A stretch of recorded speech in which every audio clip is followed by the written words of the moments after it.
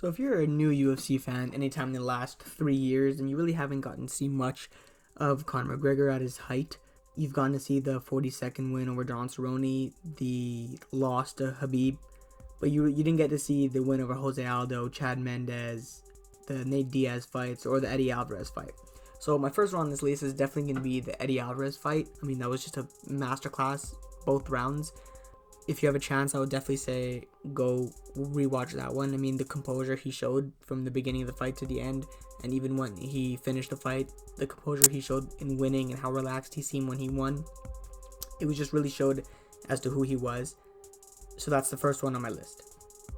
Number 2 is Jon Jones, Alexander Gustafsson. Number 1, if you're a new UFC fan, you got to see the second fight most likely, and you saw how Jon Jones dominated that fight. But when you go back and watch the first one, it was a really, really close fight. Jon Jones really had to dig deep and show his championship heart. So if you're a newer fan, you really didn't get to see too much of what Jon's really able to do. And you may not respect him for what you've heard about him, but you got to respect his fighting ability and how capable he is of winning the later rounds and the championship heart he showed. And number 3, maybe a bit of a more surprising entry, was Adesanya versus Kelvin Gastelum.